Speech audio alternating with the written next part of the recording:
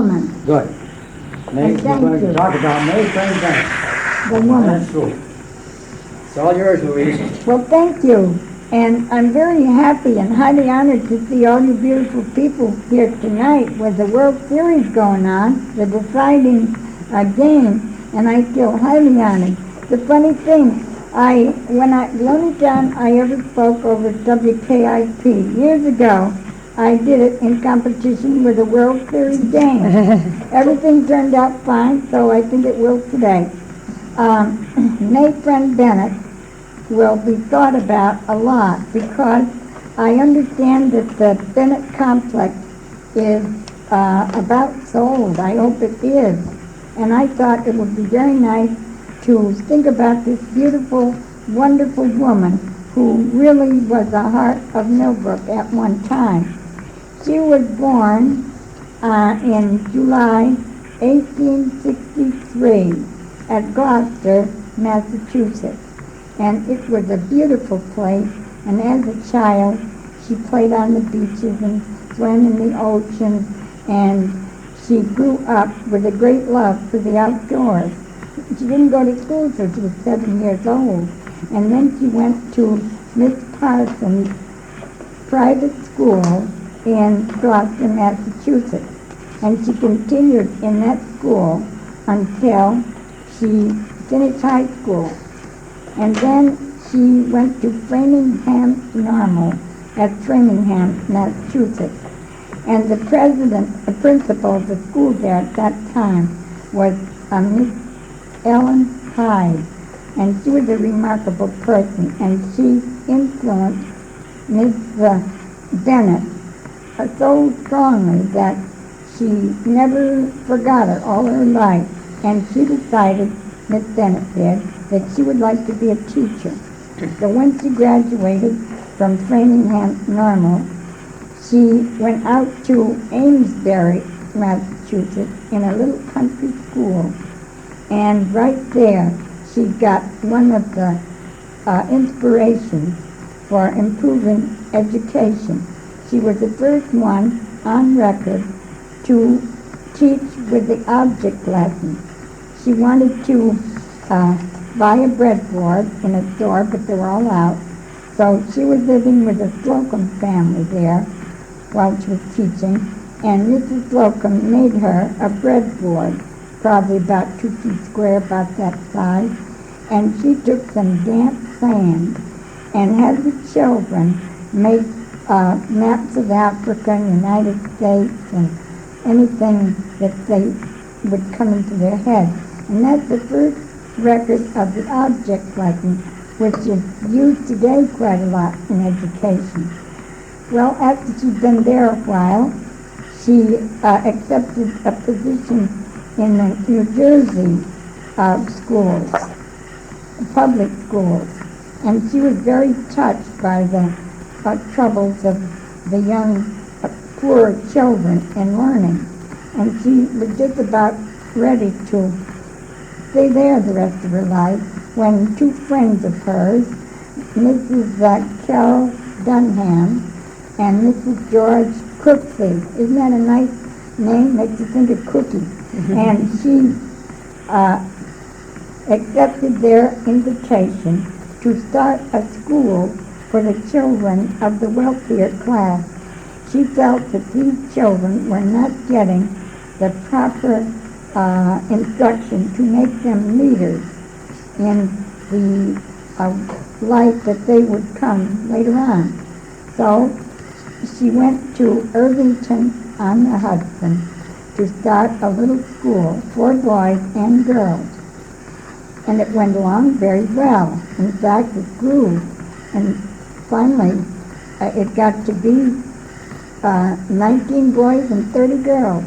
And the country got built up around, and it really was crowding it out. So she decided to have a school just for girls. And she went to Breeze Lawn, was a small distance from there, and had the little school with her. And she decided about 1896 that she should have a boarding school, a fine boarding school for girls only. Well, that would put her in competition with a lot of other well-established boarding schools for girls. And she knew that she would have a hard time, perhaps, getting the pupils there.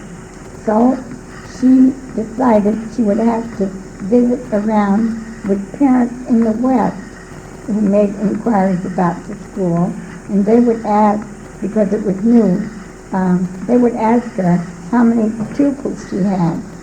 And at first she said, I have 3 pupils last year. And that didn't bring her in anymore. So she decided she would have to somehow inspire faith in the people and the parents. So what she did, she worked out a plan. She said, she got in front of a mirror, and she said, I expect 12. I expect 12. Then she went out and bought a hat, and again got in the front of the mirror and said, I expect 12. And so the next parent that asked her, sort of feebly, how many girls have you got? She said, I expect 12. Well, time went on, and all the roads, the people and the houses along that area was really a suburb of New York by that time. She decided that she would have to find some better location for her school. Well, she had gone on a trip with the Slocums. They went to England, they traveled around, she thought things over, and she decided that she had heard about a place in Millbrook called Calcium Hall, and she thought she would like to go there and look things over. She did, and she found this beautiful place which had been built by Henry James Davison Jr., and it had been settled as a hotel with beautiful furnishings in all the rooms, but things were quite run down, and got to be 1907 that she went there to look at it. And already there was some headmaster at some boys' school. I never found out which boys' school it was, but he wanted to get it, but he couldn't make his mind up. And also, another group of people wanted to buy the hall for inebriates. In other words, in this time they're called alcoholics. And the whole community rose up against that. And then Miss Bennett arrived. She talked with Samuel Swan and some of the different people around Millbrook who were well known, and they thought it would be a good idea if she bought it. So she did. And she got that building just 3 hours before the headmaster of the school made up his mind he was going to buy it. But he got left. And, of course, then she began getting the place ready. So in 1908, she brought her pupils from Irvington on the Hudson up to South Millbrook here to Halcyon Hall. She was very pleased with all the beautiful surroundings, and M. O'Malley Knott and C.C. Charles Marshall helped to get a writing academy started, and she had room for tennis and archery, and in the winter time she loved to go out snowshoeing, and they all went snowshoeing, and the Bennett girls were the first one to have a toboggan in this community. And her great work in getting that school started was that she worked out a highly specialized curriculum.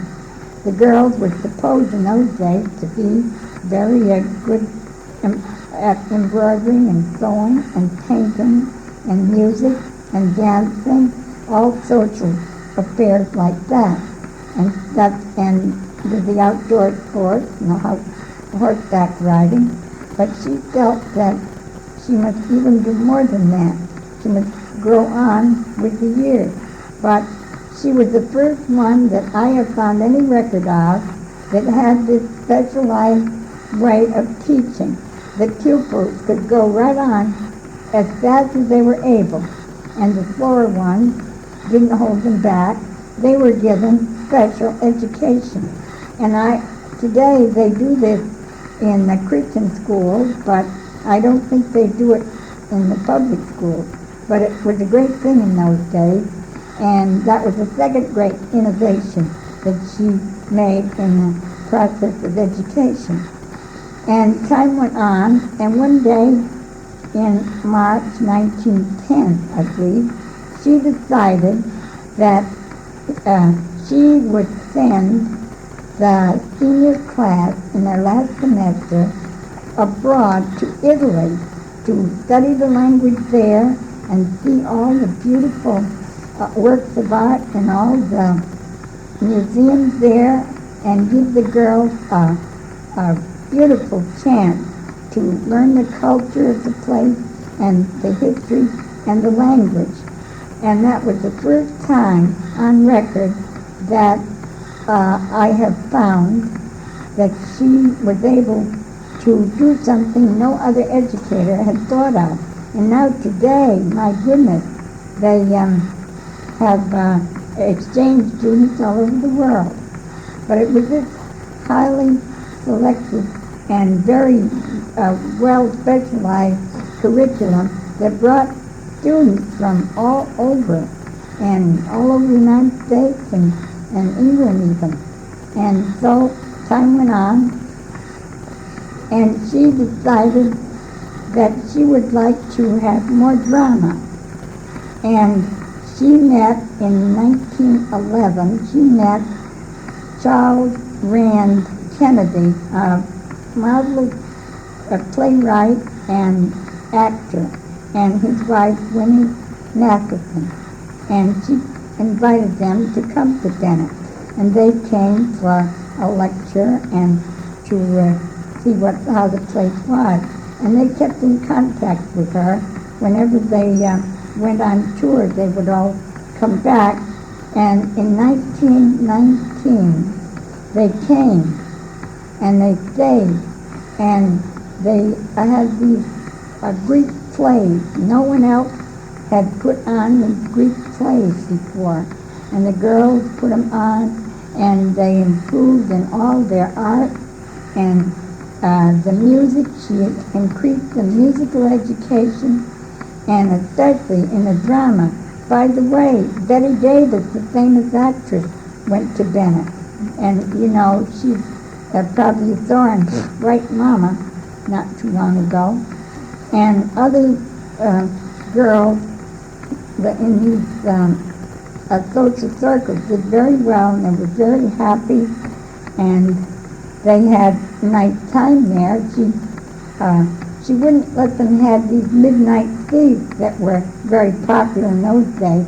After lights out, they would carefully steal down to some special room, and they would have a midnight thief. And then after they'd get back to their own rooms without being detected. No, they had great fun doing that. Well, one day they lured one of the teachers in Bennett to one of those midnight feasts, and they were getting along just great, having a beautiful time. And the door opened, and there was Miss Bennett. Were they embarrassed? But she was a good sport, and she didn't punish any of them. But they didn't. That was the last time they went on a midnight feast. And they went to the Episcopal Church, any church of their choice. But she attended the Episcopal Church in Millbrook, great church. And when the big hats came into style, around about, I guess, 1912, she wouldn't let them wear them because they would get up front in church and nobody could see around the big hat. So they dressed very well and sensibly. And time went on, and in 1920, they really went in big for these Greek plays, and people came from all over to see them because no one else around had anything like that. And so it was in 1920 they built that amphitheater. It was supposed to be near Exmoor. I don't know if it's there now. And it was very, very popular. And she decided also she would have to add science to the program too, besides all of the languages all the languages and dancing and singing and drama and painting and designing and embroidery, all of those things. She knew she must have science added to it. And she started that, but didn't get too far at it. And in 1923, there was an awful water shortage in Millbrook. And they had to go way over to Moore's Mills to get cans of water for the girls at Bennett. And so it got worse and worse. And what did she do? But she went up to Lake Placid, and she hired some cottages and houses up there, and she was just about ready to take the girls up there temporarily till after the drought. And lo and behold, it rained, and she didn't have to. But it shows how she thought of the girls. She considered every girl a wonderful person, and she wanted that girl developed to the very top of her talent. And as she got older, she got deaf, and they didn't have the hearing aids they have today. I wish she had had one like I got on right now. It would have been great. So she was not able to do as much as she had with the students, but she kept her hand on the wheel of everything, you might say. And then in 1923, she got very sick, and so she went to Atlantic City to get a little strength back and recreation. And she came back, but she never really recovered from that. But she was a woman who had great faith and great new ideas, and she had the guts to put them into practice, and she really gave education a real push, and especially in the object lessons, in the highly specialized curriculum, in the travel abroad, study abroad, and in the idea of letting the pupils go ahead as fast as they could, and then take the slower ones and give them special education. But in March 1924, at the age of 61, she passed away, and a really great person was lost. But her print had been on the people that she taught. They have never forgotten her. And within the last few years, although Bennett, collapsed, and I think it was because they did not keep up to that specialized curriculum, because we had a girl who worked in it, had graduated from Bennett, and worked in our kitchen over here for 4 years as a dishwasher and so forth, because she couldn't get a job. Now, they should have gone into computers and things, something as time went on, but they stuck to ideas that were outgrown. And, of course, the school failed. But her gallant alumni have banded together, and they have established a May Friend Bennett Scholarship Fund that's right in action today, and very desirable students, special students, are now getting those scholarships, so that the good that May Friend Bennett did lives after her. And we hope that these next people will put the heart back into Millbrook. It seems to me that when Bennett School died, the heart of Millbrook really died too. But I think it's wonderful that we had a woman like that who has left her mark on people and on education, and the good that she did is going on after her. So I really admire May Friend Bennett, her memory, very much. I thank you, dear people, and I hope you have time to go to that World Series game yet. God bless you. Louise, we thank you very, very much. Well, I thank you for That's listening. As always, you spend hours and hours digging out facts and anecdotes and one thing and another. And I love to. we want you to know that they are very much appreciated, and so is your time very much appreciated. We know what's involved in it, and it's very nice. I thank you. I just love to do it, and I love to keep alive good people. You hear so much about bad people in the news and everything. I like positive people. You may not realize it, Louise, but you sure some memories and some members of this organization. Now, I'm going to leave one of these brochures and so on of the FDR program up there that you can look over at your leisure. I'd love it. And I'd like to. I didn't have too many of these schedules. I think it's worth a few here, but there's a lot of these. So you can't do it from that's up at Mary's. Now, has anybody anything to bring up before we proceed to adjourn for a little light refreshment? And we will announce that the next meeting will be on the third Wednesday in November at the Millbrook Library in the basement at 7:30 p.m.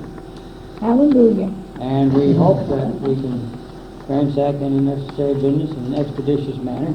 We do have the business of electing a vice president or secretary, too. Secretary. You know, So, Jolly, yes? they had some special memorial meeting for FDR maybe a couple months ago, Yeah. and I was asked to write something, and I wrote that I once saw FDR when he visited the Newington Home for Crippled Children in Newington and dedicated our new auditorium. Mm-hmm. And I'll never forget how he came in on that stage slowly, step by step, on crutches, and he had a huge policeman with him, and his wife, Eleanor, wearing the first peach basket hat I ever did see. And he spoke. I can't remember what he said, but his face lit up like a light behind his eyes. And he so inspired us crippled people. There were a lot of crippled children and people there. We never forget it. And we just thought, boy, if he can do it with his courage and faith, so can we. And I never forgot it.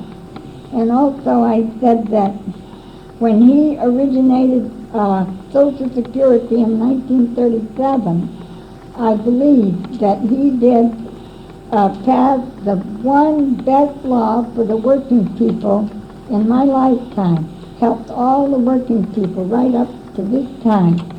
And I loved the way he handled the problems of that time and that awful depression in a way that they never, they were always left something that was good. For instance, we got the unemployed together in the WPA, and they built some of our beautiful parks that even to this day we enjoy. So I thought, I'm a Republican too, you know, but I thought, boy, he was a great man, a great American. Well, it's nice to meet you.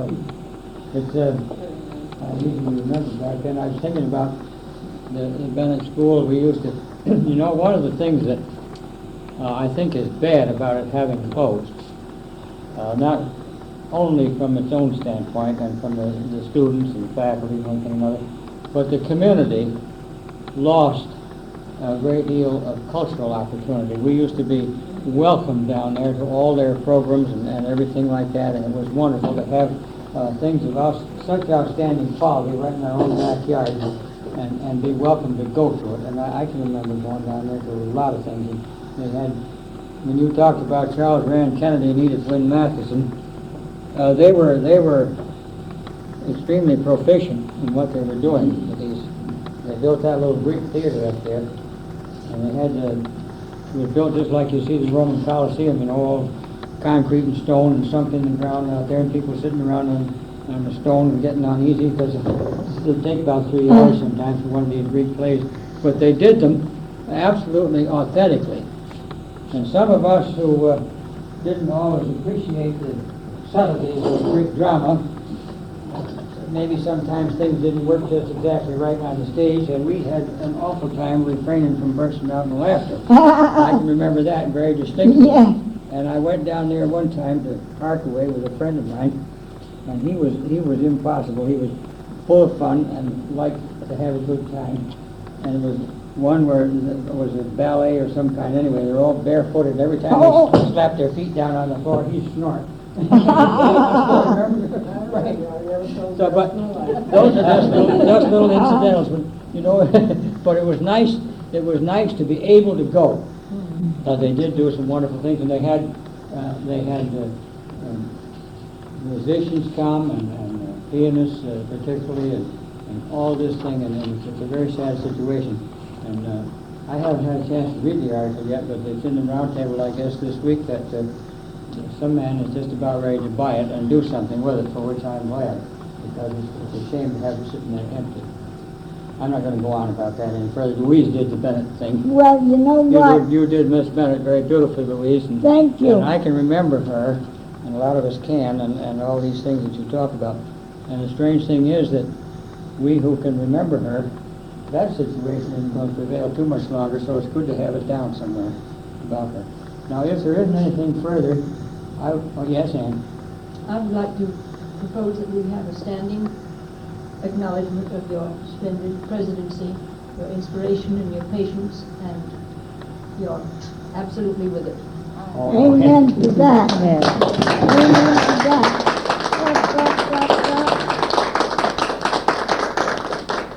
You rather embarrassed me, man. That's good. I didn't mean to be president in the first place, but I have been for 4 years, and that's too long, really. Oh, You've done an no, excellent job. I haven't accomplished very much. Yes, you have. I have enjoyed it, and if I've done anything of any value, so be it. But I don't think I have. It's just that someone needs to be president, and you decided it should be I, and so that's how it was.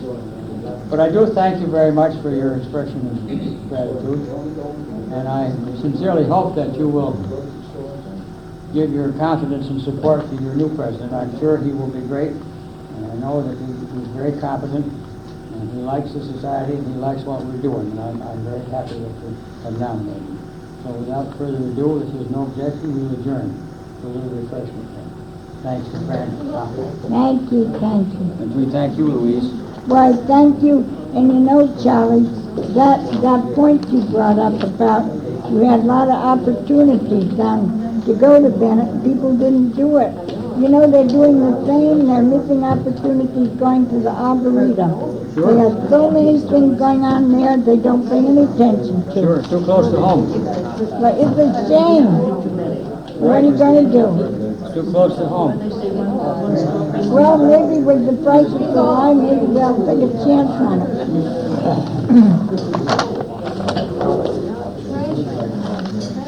Nobody can call, you just need to mention your announcements because nobody's going to do it. I just feel duty bound to do these things that come to me over Who was the man? part of the society, so what do you do? Austin McEntee. He is our vice president. I elected him for president for next year. All right, I'll take one just so that And then, Have you got a pencil, you could write that name down on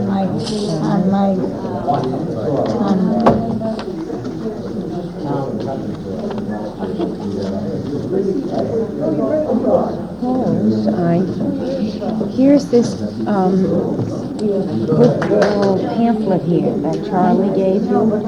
So suppose I write it on the back. Oh, I love it. I love it, and his address Write down all the people that were elected, if you could, please.